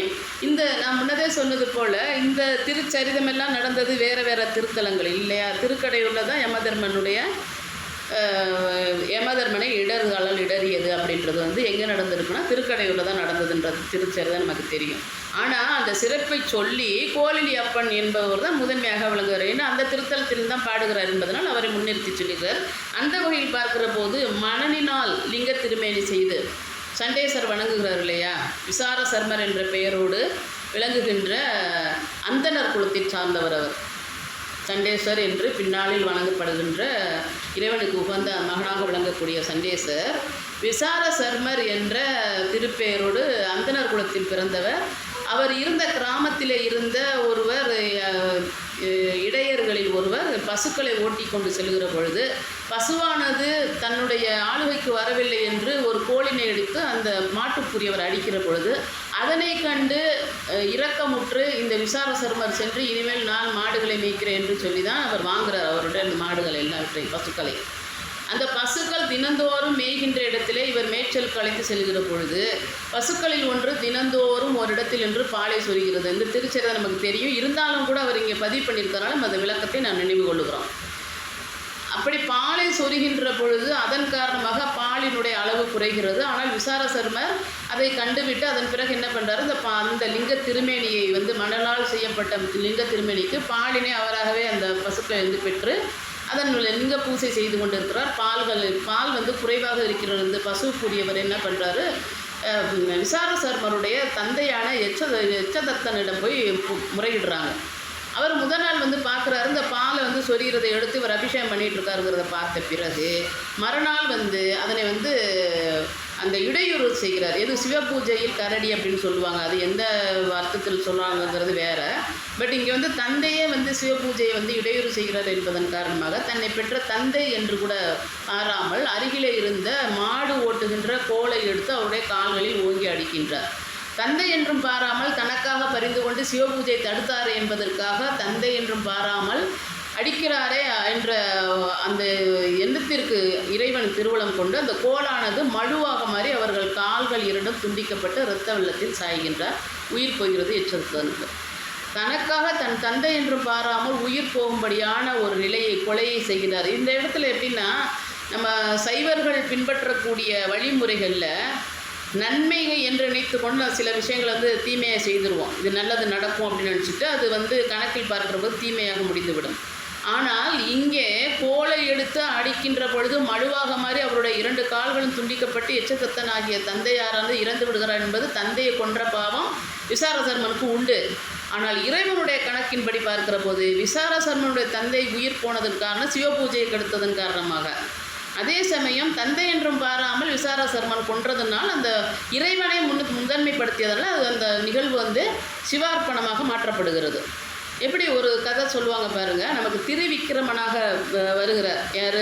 மகாபலியாக விஷ்ணு வருகிறார் இல்லையா, திருமால் வருகிறார் இல்லையா, 3 அடி நில வேண்டும் என்று கேட்டுக்கொண்ட மகாபலி சக்கரவர்த்தியிடம். அப்போது வந்திருப்பது மகாபலி என்ற அசுர வம்சத்தை சார்ந்தவன் அவன் மகாபலி இல்லையா. அதனால் அவனுடைய சுக்கராச்சாரியர், அசுரர்களுடைய குருவாக விளங்குகிற சுக்கராச்சாரியர், அவர் என்ன பண்ணுறாரு, போய் நீ வந்து இந்த மாதிரி வந்திருப்பது வந்து திருவிக்கிரமனாக திருமால் வந்திருக்கிறாலும் இதற்கு ஒத்துக்கொள்ளாதே, 3 அடி நிலத்தை கொடுக்காதே என்று தடுத்து விட்டு, அதன் பிறகு அவன் வந்து பாணிக்கிரணம் என்று சொல்லக்கூடிய நீரினால் அதை தாரை வார்த்து கொடுக்கிற போது கமண்டலம் என்று சொல்லக்கூடிய அந்த செம்பினுடைய மூக்கு நுனியில் போய் வண்டாக மாறி சுக்கராச்சாரியர் அடைத்து கொள்ளுகிறார். அப்பொழுது நீர் விழாமல் அடைத்துக் கொள்கிறேன் என்று தர்ப பிள்ளை எடுத்து குத்துகிற பொழுது அந்த கண்ணிலே பட்டதனால் சுக்கராச்சாரியருக்கு ஒரு கண் இல்லாமல் இப்போ வலது கண் குருடாகி விடுகிறது என்று திருச்சரிதம் இருக்கிறது. அதை ஏன் நம்ம இங்கே சொல்கிறோம் அப்படின்னா, ஒருத்தர் செய்கின்ற செயல் நன்மையாக இருக்கிற பொழுது அதை தடுத்தோம் என்றால் அது பாவமாக நமக்கு மாறும். குரு நிந்தனை செய்ததன் காரணமாக திருவிக்கிரமனாக வந்த திருமாலுடைய திருப்பாதம் வந்து மகாபலி சக்கரவர்த்தியுடைய தலையில் பட்டவுடன் பூமிக்குள்ளே போய்விடுகிறான். ஏன்னா குரு சொன்னதை அவர் கேட்கல. வந்திருப்பது திருவிக்கிரமனாக திருமால் வந்திருக்கிறார் என்று சொல்லி சுக்கராச்சாரியர் சொன்னதை அவர் தடுத்து அதைக்கு மீண்டு அவர் வந்து அந்த நிலத்தை தானமாக கொடுத்தாலும் அவரே உள்ளாக மகாபலி சக்கரவர்த்தியை உள்ளாக சென்று விட்டார். ஒரு புறம் நியாயமாகவும் அவர் செய்த தானத்தை தடுத்ததால் சுக்கராச்சாரியர் தடுத்து அந்த கமண்டலத்தில் உள்ளே வண்டாக மாறி சென்றதனால் அவருடைய வலதுகண் குருடாகி போனது என்றும் நியாயம் கற்பிக்கப்படுகிறது. அதன் பிறகுதான் அவர் கண் பெரும் பொருட்டாக நமக்கு இந்த மாங்காட்டுக்கு அருகே வெள்ளீஸ்வரர் கோயில் ஒன்று இருக்கும், மாங்காடு அம்மன் கோவிலுக்கு பின்னதாக அங்கே தான் ஒரு விமோச்சனம் பெற்றார் என்று திருச்சரிதம் இருக்கிறது. அதனால் நாம் எந்த ஒரு செயலையும் யாரும் செய்கிற பொழுது அது எதற்காக செய்கிறார் என்றால் செய்பவர்களுக்கு தெரியும் என்று சில இடங்களில் நாம் வந்து அதை விட்டுவிட வேண்டும், அது யாராக இருந்தாலும். அப்படி அல்லாமல் மகன் என்று தானே என்று நினைத்து கொண்டு எச்சதத்தன் என்ற விசாரசர்மனுடைய தந்தையானவர் கால்களினால் இறைவனுக்கு வைத்திருந்த பால் சொம்புகள் எல்லாம் பானைகள் எல்லாம் உதைத்து தள்ளியதன் காரணமாக அவர் வந்து காலை இழந்து உயிரையும் இழந்து விடுகிறார் என்பது நியாயமாகப்படுகிறது. ஆனால் பெற்ற தந்தை என்று அவர் செய்த கொலையானது எப்படின்னா இறைவனுக்காக செய்யப்பட்ட செயல் என்பதனால் இறைவனாலே அது நியாயப்படுத்தப்படுகிறது. அதன் பின்னர் விசாரசர்மன் எங்கே வர்றார் அப்படின்னா சண்டேசர் பதத்தினை பெறுகிறார். சண்டேசர் பதம் என்பது என்ன அப்படின்னா, அதற்கு முன்னதாகவே இறைவன் திருக்காட்சி அளித்து சண்டேசர் பதம் உனக்கு அளிக்கிறோம் என்ற ஒரு திருவாக்கினை கொடுக்கின்றார். அப்புறம் எச்சத்தன் உயிர் பிழைத்து வருகிறார். அது அவருடைய சரித்திரத்தில் நாம் காணக்கூடிய ஒன்று. ஆனால் சண்டேச பதம் என்பது இறைவனுக்கு சூட்டக்கூடிய அவருடைய பூசணைக்கு பிறகு அதை களைவாக பார்த்தீங்களா, அந்த களைந்து எடுக்கப்பட்ட மலர்கள், அவருடைய ஆபரணம், அவருடைய வஸ்திரம், இதெல்லாம் வந்து பரிகலம் என்று சொல்லக்கூடிய நைவேத்திய பொருட்கள் எல்லாமே வந்து அடுத்து யாருக்கு சமர்ப்பிக்கப்பட வேண்டும் என்றால் சண்டேஸ்வரருக்கு. இறைவன் வந்து இறைவனிடமே நம்மை சமர்ப்பித்து கொண்டோம் என்று சொன்னால் அவர் எந்த இடத்திற்கு நம்மை கொண்டு போகிறார் என்பதற்கு வந்து ஒரு எடுத்துக்காட்டு சண்டேசர் பதம் பெற்ற சண்டேஸ்வரராக விளங்கக்கூடிய அவர் சிவகணங்களுக்கு தலைவனாகவும் ஒரு திருக்கோவில்களிலும் வருகிறவர்களுடைய பெயர்களை ஏடுகளில் எழுதக்கூடிய இறைவனுக்கு சமர்ப்பித்து கணக்கு காட்டக்கூடியவராக தான் சண்டேஸ்வரர் அங்கே அமர்த்தப்பட்டிருக்கிறார். அதனால தான் நாம் என்ன பண்ணணும், நான் நிறைய தடவை நம்ம சண்டேஸ்வரரை பற்றி பார்க்குற போதெல்லாம் நம்ம என்ன பார்த்துருக்கோம் அப்படின்னா, சண்டேஸ்வரருக்கு முன்னாடி நின்று சண்டிகேஸ்வரருக்கு முன்னாடி நின்று வணங்குகிற பொழுது நம்முடைய பெயரை சொல்லி 3 முறையாக நம்முடைய கைகளை விரித்து காட்டி 3 முறையாக நம் பெயரை பதிவு செய்துவிட்டு வர வேண்டும். இதுதான் நம்ம செய்யக்கூடிய ஒன்று. நம்ம சின்ன வயசுல நான் பார்த்துருக்கேன், எங்கள் ஊர் கோவில்கள்லாம் என்ன செய்வாங்க அப்படின்னா, நம்ம பேரை சொல்லாமல் கை தட்டுவாங்க. கை தட்டிட்டு போகிறதுனாலே அதுக்கு வந்து செவிட்டு சாமின்னு சொல்லிடுவாங்க. சண்டீஸ்வரருக்கு செவிட்டு சாமி அப்படின்னு சொல்லி கையை தட்டிட்டு போகிறத பார்த்துருக்கோம். அப்புறம் என்ன பண்ணுவாங்க, நம்ம வந்ததுக்கு அடையாளமாக தங்களுடைய ஆடையிலிருந்து நூலை எடுத்து அந்த சன்னதியில் வச்சுட்டு வருவாங்க. இந்த பழக்கங்கள்லாம் மாறிவிட்டது. ஏன்னா மாறினதுக்கு காரணம் என்னென்னா சண்டேசர் வந்து எதுக்குன்னா கணக்கெடுக்கக்கூடியவர், இறைவனுடைய திருத்தலத்திற்கு வந்திருப்பவர்கள் இவர்கள் என்று கணக்கை கொடுக்கக்கூடியவர். அதற்காக நம்முடைய பெயரை பதிவு செய்துவிட்டு போக வேண்டும். அப்படியான சண்டேசர் பதத்தினை இறைவன் கொடுத்திருக்கிறார். மேலும் என்ன சண்டேசருக்கு சிறப்பு அப்படின்னா, இந்த பஞ்சமூர்த்திகள் வெளியில் வருகிற பொழுது இறைவன், இறைவி, விநாயகர், வேலவன், அடுத்து யார் வருவா அப்படின்னா சண்டேஸ்வரர் தான் வருவார். தன்னுடைய குடும்பத்திலேயே சேர்த்து கொண்டு தந்தையை மீறி நமக்காக வந்து ஒரு கொடும் செயலை செய்தவன் அப்படின்னு சொல்லிட்டு இறைவன் என்ன பண்ணுறாரு, அவருடைய திருவடி தஞ்சமடைந்தால் அவர் வந்து தன்னுடைய குடும்பத்தில் ஒருவராகவே சண்டேஸ்வரை எடுத்துக்கொண்டார் என்பதைத்தான் இங்கே வந்து வந்த மணலினால் லிங்கம் செய்து என்ற அந்த பாடல்களை துவங்கி கொந்த மலர் அனைத்தும் கொடுத்தான் கோளில் எம்பெருமானே. கொந்த மலர் என்றால் அதாவது மலர்கள் என்று சொன்னாலே மணமிக்கது. கொந்த மலர்கள் என்று சொன்னால் அதிகம் மணமிக்க மலர்கள் எல்லாம் கோர்த்து சேர்த்து கட்டப்பட்ட இறைவனுக்கு படைக்கப்பட்டு சமர்ப்பிக்கப்பட்டு கலைந்த பிறகு அவை எல்லாமே சண்டேசருக்கு செல்ல வேண்டும் என்ற அந்த ஆக்கையை செய்தவர் இறைவன். அவர் யாரென்னா திருக்கோளிலி என்ற இடத்திலிருந்து அருள் பாலிக்கக்கூடியவர். அவரை நாளை என்று தள்ளி கொண்டு போகாமல் உடனே சென்று அவரை வணங்க வேண்டும் என்பதை முதல் பாடலிலே துவங்கி பதிவு செய்திருக்கின்றார். அதே சமயம் வஞ்ச மனத்து அஞ்சு ஒடுங்கி அவர்தம் பூசனை யாவையும் நஞ்சு அமுது செய்து அருளும் நம்பி எனவே நினைவால் பஞ்சவரில் பார்த்தனுக்கு பாசுபதம் ஈந்து தந்தான் கொஞ்சம் கிளி மஞ்சு அணையும் கோளிலி எம்பெருமானே. அதுதான் முதல்ல இருக்க பகுதியிலெல்லாம் என்ன பண்ணியிருக்காங்க, 3வது 4வது 5வது பாடல் வரைக்கும் இறைவனுடைய சிறப்பை சொல்லியிருக்கிறார் என்று நம்ம பார்த்தோம். அந்த வகையில் அடுத்தபடியாக இறைவன் செய்த சிறப்பு என்ன, பஞ்ச பாண்டவர்கள் சிவபக்தர்களாக விளங்கியிருக்கிறார்கள். குறிப்பாக அர்ஜுனன் என்று சொல்லக்கூடிய பார்த்தனுக்கு பாசுபதம் ஈந்த என்ற பல பதிகங்கள் நாம் பார்த்துருக்கோம். பார்த்தனுக்கு பாசுபதம், பாலுக்கு அழுத குழந்தைக்கு பால் கொடுத்தவன் இல்லையா, அபிமன்யுக்காக, அது உபமன்யுக்காக பாலை கொடுத்தவர், பார்த்தனுக்காக பாசுபத சக்கரத்தை கொடுத்தவர். எப்படி அப்படின்னாக்கா, பஞ்ச பாண்டவர்களில் துரியோதனன் வந்து அதிகப்படியான துச்சமான செயல்களை செய்யக்கூடியவர் என்று மகாபாரத கதை நமக்கு தெரியும். அதில் அவர்களை வெல்லும் பொருட்டாக பஞ்ச பாண்டவர்களில் குறிப்பாக அர்ஜுனன் வந்து தவம் இருக்கிறான். நம்ம அந்த வந்து அர்ஜுனன் தபசு என்று கூட மகாபலிபுரத்தில் அழகான சிலாரூபம் இருப்பதாக சொல்லுவார்கள். அப்படி தவம் இருக்கிற பொழுது அவன் அப்படி இருந்து இறைவனுடைய அருளை பெற்றுவிட்டால் தங்களுடைய குலமானது அழிக்கப்பட்டுவிடும் என்பதை உணர்ந்த துரியோதனன் மூஷிகன் என்ற ஒரு பன்றியினை ஏவுகிறான். அவன் வந்து அசுரன், மூஷிகன் என்று அசுரன் பன்றி ரூபம் எடுத்து வருகிற பொழுது தன்னை நோக்கி தனக்காக தவம் இருக்கின்ற அர்ஜுனனுக்கு பழி வரக்கூடாது என்பதற்காக இறைவனே வேடனாக மாறி இறைவன் பன்றியை வேட்டையாடுகிறார் என்று அந்த திருச்சரிதம் இருக்கிறது. அப்படி வேட்டையாடி பாசுபத சக்கரம் வேண்டி தவம் இருந்த அர்ஜுனனுக்கு பாசுபத சக்கரத்தை ஈந்தவர் என்ற சிறப்பினை தான் இங்கே சொல்லியிருக்கிறார். நம்ம வந்து ஒரு இடத்துல நம்ம என்ன பார்ப்போம் அப்படின்னாக்கா, 64 மூர்த்தங்கள் இறைவனுக்காக நாம் வந்து சிலாரூபமாகவோ அல்லது மனதளவிலே அந்தந்த நிகழ்வுக்கு ஏற்பதாக அவர்கள் திருப்பெயர்கள் கொடுத்து வணங்கி கொண்டு வருவார். 64 மூர்த்தங்கள் இறைவனுக்காக ஒதுக்கப்பட்டது, குறிப்பிடப்படக்கூடியது. அதில் 25 திருமூர்த்தங்களை தான் நம்ம குறிப்பாக எடுத்துக்கொண்டு இறைவனை வணங்குகிறோம். அதாவது நமக்கு கால பைரவர் என்றும் அதன் பிறகாக ஒரு இடத்துலையும் ஒரு பெயர் கொடுத்து இறைவன் நமக்கு வணங்குகிற பொழுது அதிகப்படியான மக்களுக்கு தெரியாத ஒரு பெயராக விளங்கக்கூடியது எந்த இடத்தில் அர்ஜுனனுக்காக இறைவன் வேடுவன் வேடத்தில் வருகிறாரோ அதன் பிங்கையன் என்ற பெயர். இந்த பிங்கையன் என்ற சொல்லானது எங்கே வரும்னா சிவபுராணத்தில் வரும்.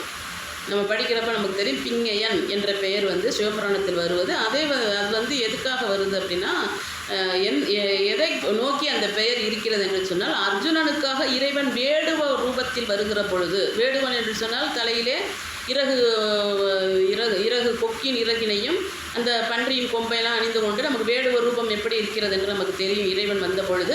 அப்படி வருகின்ற அந்த நேரத்திலே இறைவனுக்கு பிங்கன் என்று பெயர் என்று சொல்லப்படுகிறது. அவ்வளவு சிறப்பு வாய்ந்த இறைவனானவன் முதலில் வந்து மார்கண்டேயனுக்கு அருள்பாலித்தவர். யமதர்மனே இடறி இல்லையா, கால்களால் இடறி மார்கண்டேயனுக்கு அருள்பாலித்தவர். தன்னுடைய செயல் தவறானது என்று தனக்குத்தானே எண்ணாமல் இறைவனே முன்னே நிறுத்தி இறைவனுக்காக அர்ப்பணித்த தந்தையே இழந்த விசாரசர்மருக்காக சண்டேஸ்வர பதம் கொடுத்திருக்கிறார். அப்புறம் வந்து வேடுவனாகவே சென்று இறைவனுடைய அருள் பெரும் பொருட்டியாக தபஸ் இருந்த இறைவனே வேடுவனாக சென்று அருள் பாலிக்கக்கூடிய அளவிலே தபஸ் இருந்து ஒற்றைக்காலில் இருந்து கொண்டு தவம் இருந்தான் அர்ஜுனன் என்று சொல்வார்கள். அந்த சிலாரூபம் நமக்கு வந்து திருவண்ணாமலையில் கூட நான் பார்த்துருக்கேன். அந்த சிலாரூபத்தை இங்கே இந்த பாதாள லிங்கத்தை சுற்றி வருகிற பொழுது இந்த சிலாரூபம் இருக்கும், அர்ஜுனன் தவம் என்று. ஆக அந்த மாதிரி இருந்த அடியார்களுக்கெல்லாம் இறைவன் வந்து பாரபட்சம் இல்லாதவங்க. அதுதான் நம்ம வந்து முதல்ல சிவபெருமானை பொறுத்த வரைக்கும் நம்ம என்ன மனதில் கொள்ள வேண்டும் என்றால், பாரபட்சம் இல்லாதவன், கருணை மிக்கவன், அருள்பாலிக்கக்கூடியவன், எந்நேரமும் பக்தர்களுக்காகவே தன்னுடைய திருக்கரத்தை நீட்டக்கூடியவர் யார் அப்படின்னா சிவபெருமான் தான்.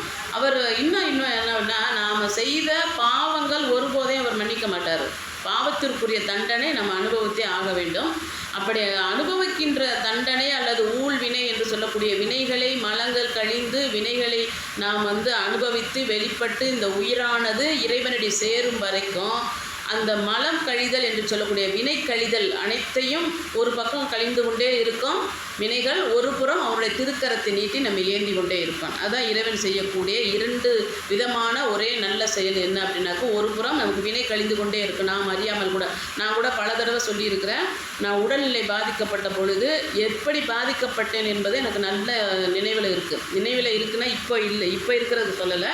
என்னுடைய நினைவு எப்படி தப்பி நான் படுக்கைக்கு செல்லும் வரைக்கும் என்னவெல்லாம் மயக்கம் விட்டுறேன், நிலை தடுமாறி யார் பேசுகிறாங்களோ தெரியாத அந்த ஒரு நிலைக்கு செல்லுகிற வரைக்கும் எனக்கு அந்த நிலை தெரியும். ஆனால் மீண்டும் எப்படி நடந்து இந்த அளவுக்கு வந்து இங்கே வந்து இறை அருளால் நின்று பேசுகிறேன் அப்படிங்கிறது எனக்கு இன்ன வரைக்கும் புரியவே முடியல. எப்படி நான் எழுந்தேன், எப்படி வந்து என்னுடைய உடலானது மீண்டும் பழைய நிலைமைக்கு வந்தது அப்படிங்கிறது எனக்கு தெரியவே தெரியாது. ஏன்னா நமக்கு தெரியாமலே நம்மோடு இருக்கக்கூடியவன் இறைவன். அதுதான் நம்ம உணரணும். நான் அங்கே பார்த்தேன் இங்கே பார்த்தேன் எனக்கு தெரியலை, அங்கே கனவுல வந்தார் இங்கே வந்தார், நான் கோயிலுக்கு போய் என்ன நடக்குது, விளக்கு போட்டேன் ஒன்று, அப்போல்லாம் நம்ம சொல்லுவது மிகப்பெரிய தவறு. அதுவே ஒரு குற்றமாகிவிடும். இறைவன் நாம் அறியாமலே நம்மோடே இருக்கிறான். அதுதான் நம்ம வந்து நம்பணும். நம்மளோட வேண்டுதல் சரியானதா தவறானது அதெல்லாம் நம்ம நினைக்க வேண்டாம். சிலர் நான் செய்கிறது சரியா தப்பான்னு எனக்கே தெரியலன்னு சொல்லுவாங்க. சரியா தப்பான்றது முடிவு அவர் பண்ணுவார். முயற்சி நம்ம பண்ணிக்கிட்டே இருக்கணும். அதனால் இறைவன் என்பவனை நாம் மனதில் நிறுத்திவிட்டால் அவர் நம்மோடே தான் இருப்பார். நிறுத்தினாலும் நிறுத்தாவிட்டாலும் அவர் நம்ம கூட தான் இருப்பார். ஏன்னா அண்ட சராசரம் அனைத்திலும் அசைவன அசையாதன அனைத்திலும் நீக்கமர நிறைந்தவன். ஒரே வார்த்தை தான், நீக்கமர நிறைந்தவன், எங்கும் வியாபித்திருப்பவன், எங்கும் கலந்திருப்பவன், கருணை உள்ளம் கொண்டவன், இருகரம் கூப்பி அறியா திருகரத்தான் இல்லையா. அவர் யாரையும் வணங்கக்கூடிய சூழ்நிலை அவர் கிடையாது. இறைவனுக்கு மேலே யாருமே கிடையாது. அதனால் அவர் யாரையுமே வணங்க வேண்டிய அவசியம் இருக்காது. அப்படிப்பட்டவருக்கு நம்ம அடியாராக இருக்கிறோம் அப்படின்னா நமக்கு தான் பெருமை இல்லையா. சிவபெருமானுடைய அடியார் என்று சொன்னாலே அது நமக்கு தான் பெருமை. நம்மளுடைய திருநீர் நாம் இட்டுக்கொள்வதும் ருத்ரார்த்தம் அணிந்து கொள்வதும் பிறருக்கு நன்மையோ இல்லை. நம்ம பார்க்குறவங்க இவங்க சைவர்கள் என்று சொல்வார்கள் என்பதை விட அது நமக்கு எந்த அளவிற்கு இந்த உயிருக்கு நாம் உயிரை பயணித்து செல்வதற்கு இந்த உடலானது எவற்றையெல்லாம் நம்ம வந்து தாங்கி செல்கிறது என்பதற்கு ஒரு உதாரணமாக விளங்கக்கூடியது, உண்மையாக விளங்கக்கூடியது இந்த ருத்ராட்சம், இந்த திருநீர், இந்த வில்வத்தலம், இது லிங்க திருமேனி வழிபாடு, திருவைந்தெழுத்து, இதெல்லாமே வந்து அதனால தான் என்ன சொல்லுவாங்க, நிறைய தடவை நம்ம பார்த்துருக்குறோம், லிங்கம் என்பது இறைவனுடைய குறியீடை தவிர இறைவன் அது கிடையாது. இறைவன் அது கிடையாதுன்னா லிங்க திருமேனி இல்லை, இறைவன் இல்லையான்ற கேள்வி கிடையாது. இறைவன் இங்கெல்லாம் அதிகமாக வியாபித்திருப்பான். நமக்குன்னு ஒரு ஒழுங்கு கட்டுப்பாடு நியமம் வேண்டும் என்பதற்காக சொல்லப்படுவதுதான் லிங்க திருமேனி, ருத்ராட்சம், திருநீர், வில்வத்தலம், திருவைந்தெழுத்து. இது 5ஐயும் பின்பற்றி கொண்டாலே இறைவனை விரைவில் நாம் சென்றடையலாம் என்பதற்கான வழிகாட்டுதல் தான் இது. அப்போ அது 5இல் தான் இறைவன் இருக்கிறாரா என்ற அப்படி கிடையாது. அவன் எங்கும் வியாபித்திருக்கக்கூடியவன், ஒளியில் இருக்கக்கூடியவன், இருளிலும் அவன் தான் இருக்கின்றான். அப்போதான் நம்ம ஒளியினுடைய அருமை தெரியும் என்பதற்காக இருளும் அவனே, பகலும் அவனே, இன்பம் அவனே, துன்பம் அவனே, தீமை நன்மை எல்லாமே இறைவன் தான். எல்லா ஜீவராசிகளுக்குள்ளும் இறைவன் இருக்கிறான் என்பதை நாம் புரிந்து கொண்டு அதன்படியாக நாம் அவரை பின்பற்றி செல்ல வேண்டும். அதற்காக திருக்கோயிலுக்கு நாம் சென்று அவரை வணங்க வேண்டும். அங்கே செல்ல முடியாதவர்கள் ஆங்காங்கே இருக்கின்ற சிவ தலங்களுக்கு சென்று இறைவனை பின்பற்றி செல்ல வேண்டும் என்பது சைவருடைய ஒழுக்கமாக வழக்கமாக இருக்கிறது. அதனை அடுத்து பார்க்கிற போது, தாவியவன் உடனிருந்தும் காணாத தற்பரனை ஆவிதனில் அஞ்சும் ஒடுக்கி அங்கதன் என்று ஆதரிக்கும் நாயியல் சீர் துதிக்கின்ற நமினிந்தி அடிகளுக்கும் கோயிலும் பூ எழு கோலம் கோளிலி எம்பெருமானே என்று சொல்லுகிறார். என்னென்னா, தாவியவன் உடல் இருந்தும் காணாத கற்பரணை என்று சொன்னால், நாம் முன்னதே சொன்னது போல் இந்த திருவிக்கிரமன் என்று வரக்கூடிய அவதாரத்திலே திருமால் வந்து தாவி தன்னுடைய திருப்பாதத்தை மேலே வைக்கின்றார். 3ஆவதாக மகாபலி சக்கரத்துடைய தலையில் வைக்கிறார் பாருங்கள். அப்போ 2 அடிகளை பூமியில் வைத்து 3ஆவதாக மகாபலியினுடைய தலையில் வைக்கிற போது திருவிக்கிரமனாக விராட் ரூபத்தில் விஸ்வரூபம் எடுத்து நிற்பார் திருமால் என்று அவருடைய திருச்சரித்தில் நம்ம பார்க்குறோம். அப்படிப்பட்ட திருமால் எப்படியெல்லாம் வந்து இறைவனோடு சேர்ந்திருக்கிறார் என்றால், லிங்கத்தோடு நாம் பார்க்காவிட்டாலும் சங்கர நாராயணன் என்ற பெயரிலே இறைவனோடு இணைந்தவராக, அம்மையப்பர் என்று சொல்வது போல சங்கர நாராயணன் என்று நாம் வணங்குவது உண்டு. சங்கரநார கோமதி அம்மன் கோவிலில் திருநெல்வேலி அடுத்த இருக்க இடத்துல அந்த மாதிரி திருத்தலம் இருக்கிறது நமக்கு தெரியுது. அது மாதிரி சேர்ந்தே இருந்து இறைவனோடு சேர்ந்து இருந்த போதும் கூட அஞ்சி ஒடுங்கி அங்கணன் என்று ஆதரிக்கும் நாயியல் சீர் நமிநந்தி அடிகளுக்கும் அவ்வாறு இருந்து அருள்பாலிக்கின்ற சிவபெருமானுக்காக, சிவபெருமான் என்பவர் வந்து அழகிய திருவிழிகளை உடையவர், முக்கண்ணன் இல்லையா? முக்கண்ணன் என்பது சாதாரணமாக 2 திருவிழிகள் இருந்தாலும் கூட, 2 திருக்கண்கள் இருந்தாலும் கூட முக்கண்ணன் என்று சொல்லப்படுகிற பொழுது நமக்கு இறைவனுடைய சிறப்பை நம்ம எங்கே பார்க்குறோம் அப்படின்னா, நிறைய அவருடைய சிறப்பான திரு உருவத்தை தான் நம்ம பார்க்குறோம். யாருக்கும் இல்லாத சிறப்பு அவருடைய திரு உருவத்தில் இருக்காங்க. கங்கா நீரானது திருமுடியில் இருக்கிறதையும், நாகம் இருக்கிறதையும், சந்திரன் இருப்பதையும், அதே போல் நெற்றிக்கண் இருப்பதையெல்லாம் அவருடைய சிறப்பாக சொல்லப்படுவது. அப்படி சிறப்பாக சொல்லப்படுகின்ற சிவபெருமான் யாருக்கு அருள்பாலித்திருக்கிறார்? நமிநந்தி அடிகளுக்கு அருள்பாலித்திருக்கின்றார். நமிநந்தி அடிகளுக்கு என்ன அருள் கிடைத்தது என்று சொன்னால், அவர் தினந்தோறும் நமிநந்தி அடிகள் நமக்கு வந்து 63 ஒருவராக விளங்கக்கூடியவர். அவருக்கு என்ன கிடைத்திருக்கிறது அருள் என்று சொன்னால், அவர் தினந்தோறும் திருவாரூரில் இருக்கின்ற திருச்சுற்றில் இருக்கின்ற லிங்க திருமேனிக்கு விளக்கிடுவது வழக்கமாக விளங்குகிறது. அப்படி விளக்கிடுகின்ற பொழுது அவருக்காக தினந்தோறும் விளக்கிற்கு எண்ணெய் பெரும் பொருட்டாக அவர் ஒரு இல்லங்களில் சென்று எண்ணெயை யாசகம் கேட்டு வாங்கி விளக்கிடுவது வழக்கம். அப்படி யாசகமாக எண்ணெயை பெற செல்லுகிற பொழுது சமணர்கள் குறுக்கிட்டு, உன்னுடைய கோவிலில் இருக்கின்ற சிலாரூபத்தில் இருக்கின்ற திருக்கரத்திலே தீச்சட்டி இருக்கிறது இல்லையா, இறைவனுடைய திருக்கரத்திலே தீச்சட்டி இருக்கு இல்லையா, அந்த தீச்சட்டியிலிருந்து நெருப்பினை எடுத்து விளக்கை ஏற்று என்று கேலி செய்கிறார்கள். இதனை சொல்லி அழுகின்ற நமிநந்தி அடிகளுக்கு இறைவன் திருவுளம் செய்து எண்ணெயை ஊற்றி விளக்கேற்றாமல் நீரினை ஊற்றி விளக்கேற்றி காட்டு என்று திருவுளம் கொள்ள திரு அசிரீரி கேட்க, அதே போல் நமிநந்தி அடிகள் அந்த திருவாரூர் குளத்தில் இருக்கின்ற நீரினை எடுத்து அந்த இறைவனுடைய திருவருளுக்கு ஏற்ப அவர் விளக்கு ஏற்றுகிறார். அது எரிகிறது. அது சமணர்கள் பார்த்து ஆச்சரியம் அடைகிறார்கள். பின்னர் மக்கள் எல்லோருமாக சேர்ந்து நமிநந்தி அடிகளை வணங்குகிற பொழுது பின்னாளில் அவர் 63 ஒருவராக சிறப்பு பெறுகிறார். அந்த சிறப்பினையும் இங்கே குறிப்பிட்டிருக்கார். நமிநந்தி அடிகளுக்கு நல்குறவும் செய்து கோ இயலும்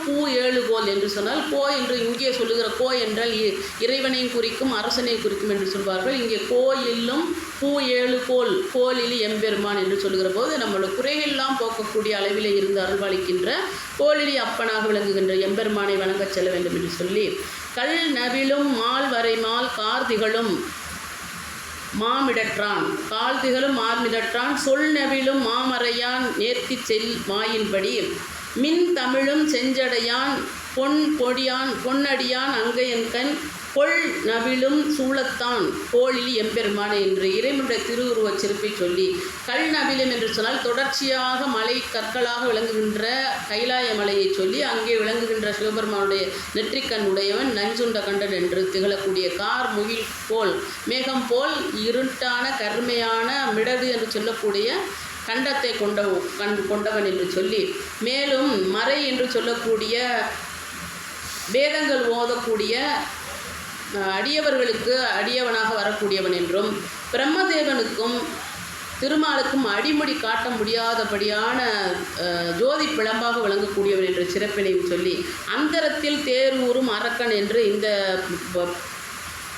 பாடல் என்ன சொல்லியிருக்கிறார் அப்படின்னா, அந்தரத்தில் தேரூரும் அரக்கன் மலை அன்று. என்னன்னா நமக்கு வந்து நாவுக்கரசருடைய ஆலோசனைப்படி, அதாவது நாவுக்கரசர் வாகீசர் என்ற பெயரிலே கைலாயத்தில் இருந்து கொண்டு ராவணனுக்கு ஆலோசனை சொன்னார், உத்தி சொன்னார் என்று ஒரு திருச்சரிதம் இருக்கிறது இல்லையா. என்ன உத்தி சொல்லியிருக்கார் என்றால், ராவணன் வந்து தன்னை போல ஒரு சிறப்பான சிவ பக்தன் யாரும் இல்லை என்ற தலைச்சேரிக்கையிலேயே சிவனையே இருக்கக்கூடிய ஒரு ஆற்றலை வந்து தன்னிடத்தில் கொண்டு இருக்கிறான் என்று நினைத்து கொண்டு தினந்தோறும் புஷ்ப விமானம் என்று சொல்லக்கூடிய விமானத்திலே அவன் பயணம் செல்கிற போது, அவன் இந்த பிரபந்தத்தை சுற்றி வருகிற போது கைலாய மலையானது அவனுக்கு இடையூறாக இருக்கிறது என்று அதை பேர்த்து எடுக்கிறான். அப்படி பேர்த்து எடுக்கிற பொழுது இறைவன் தன்னுடைய திருப்பாதத்தினால் மெதுவாக மெல்லிய அளவிலே அழுத்துகிறார். அப்பொழுது அவனுடைய 20 தோள்களும் நெறிந்து விடுகிறது என்ற பதிகத்தில், இந்த பதிகத்தில் அதுதான் சொல்லியிருக்கிறாரு. இதையே வந்து என்ன அப்படின்னாக்கா, நமக்கு நாவுக்கரசரும் அவருடைய பதிகத்தில் சொல்லியிருப்பார். அதே நொடித்தான் மலை உத்தமனே என்று பதிகத்தில் இறுதியாக கைலாயம் செல்கின்ற அந்த பதிகத்தில் நமக்கு சுந்தரரும் சொல்லியிருப்பார். ஏன்னா ராவணன் மிகச்சிறந்த சிவபக்தன், பிறன்மனை நோக்கியதன் காரணமாக ராமாயணத்தில் இழிவாக பேசப்படுகிறானே தவிர ராவணன் சிறந்த சிவபக்தனாக விளங்கி மேலும் இந்த கைலாயத்தை பேர்த்தெடுத்ததன் காரணமாக இறைவன் தன்னுடைய திருவிரல்களால் மெல்லிய அளவில் அழுத்துகிற போது தோள்கள் 20 நெறிந்த பிறகு வாகீசர் என்ற பெயரிலே கைலாயத்தில் இருந்த திருநாவுக்கரசர், அதன் பிறகுதான் அவர் திருநாவுக்கரசராக மருள்மிக்கிறாக பூவுலகுக்கு வருகிறார். அப்படி வாகீசராக இருந்த திருநாவுக்கரசர் கைலாயத்தில் இருந்து கொண்டு சாமகான பிரியனாக விளங்கக்கூடிய சிவபெருமானுக்கு சாமகானத்தில் காம்போதி ராகத்தில் பாடல்களை இசைத்தால் அவர் மதிமயங்கி உனக்கு அருள் புரிவார் என்று சொல்ல, அதே போலவே ராவணன் மதிமயங்கி இறைவன் வர வேண்டும் என்பதற்காக அசுரன் என்பதனால் தன்னுடைய நரம்புகளை அறுத்து யாழ் செய்து அந்த யாழின் மூலமாக அந்த பாடல்களை பாடுகிறார். சாமகானத்தை பாடுகிற பொழுது இறைவன் அவனை மன்னித்து ராவணனை மன்னித்ததோடு அல்லாமல் அவனுக்கு சந்திரகாசம் என்ற யானையையும் பரிசாக கொடுக்கிறார். அதன் பிறகு ராவணன் அதில் தான் வளம் வருவான் என்ற குறிப்புகள் இருக்கிறது. சந்திரகாசன் என்ற யானையை கொடுக்கிறார்.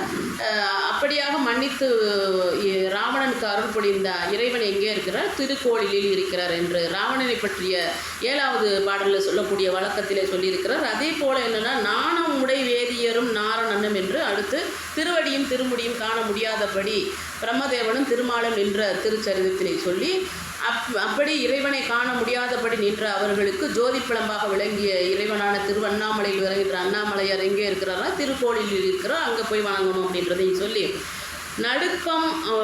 நடுங்கும் அமரர் சமணரோடு அடுத்து என்னென்னா சமணர்கள் எப்பொழுதுமே நம்ம சைவர்களை கண்டால் கண்டு முட்டு கேட்டு முட்டு என்று நீராடுவதும் ஒளிந்து கொள்வதும் மறைந்து கொள்வதும் நமக்கு துன்பத்தை தரக்கூடியது நம்ம எல்லா இதுலேயுமே பார்த்துருக்கோம். சமணர்களுடைய ஆக்கையின் காரணமாக அவருடைய அகங்காரத்தின் காரணமாக ஞான சம்பந்தருக்கும் நம்ம அப்பரடிகளுக்கும் எப்படியெல்லாம் துன்பம் எடுத்திருக்கா என்று தெரியும். அதை தான் இவர் அந்த பாடல்களை சொல்லி நான் எப்போதும் சொல்வது போல இறைவனுடைய திருவடியை பெரும் பொருட்டாக 10 பாடல்களின் பாடி 11வது திருக்கடை காப்பினை சொல்ல வேண்டும் என்று ஞானசம்பந்தரே சொல்லியிருக்கிறார் என்ற முறைமையை நான் அதிகமாக பதிவிட்டு இருக்கிறேன். அந்த வகையில் இன்றைக்கு திருக்கடை காப்பில் அவர் சொல்லியிருப்பது நம்பனை நல் அடியார்கள் நாம் உடையாடு என்று இருக்கும் கொம்பனையால் பாகன் எழில் கோழிலி எம்பெருமானை வம்பு அழகும் தன் காளி சம்பந்தன் வன் தமிழ் கொண்டு இன்பு அமர வல்லவர்கள் எய்துவர் ஈசனையே.